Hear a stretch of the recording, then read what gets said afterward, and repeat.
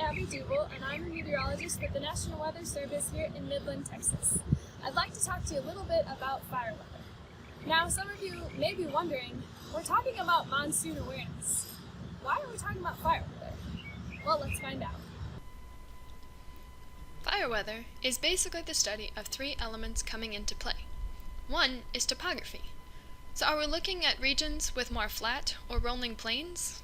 Or are we looking at an area with mountains and valleys? Second, how dry is the vegetation? Things like grass, bushes, and trees. And third, you guessed it, what's the weather like? For wildfires to start, we need hot, dry, and windy days. This helps us determine when, where, or even if a wildfire will start.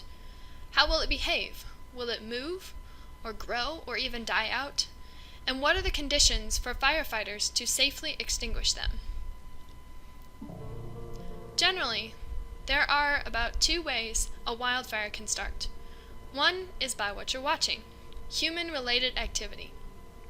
This video shows just some of the ways people can be responsible for preventing wildfires.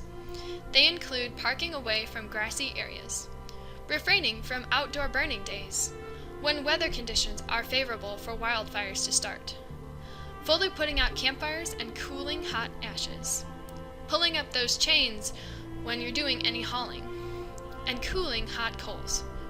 Remember what Smokey the Bear says? Only you can prevent wildfires. While Smokey is right, people are not the only ones that can cause wildfires. We'll see the second way in just a little bit.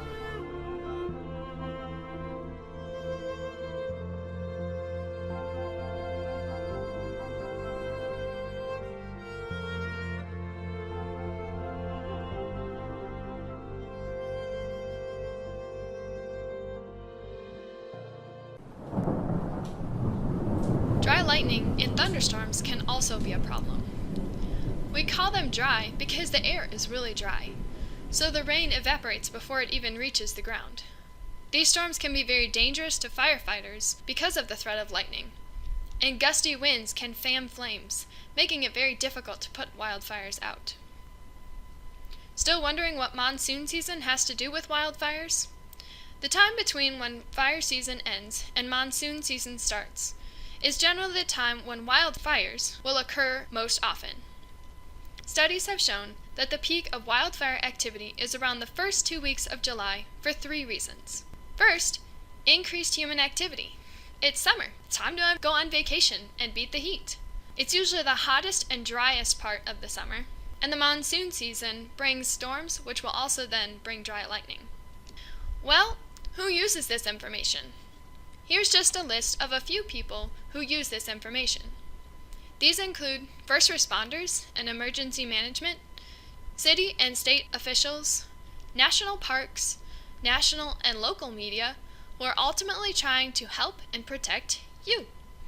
You can also use this information to help in the effort to avoid starting wildfires. So now you have a good understanding of what fire weather is and how wildfires start. Obviously, we can't stop lightning from starting them. So here's what you can do once a wildfire is taking place. Thanks for letting me hang out with you guys today. If you need any more information or you have any more questions, here's a great list of people who'd be able to help you out. Thanks for watching!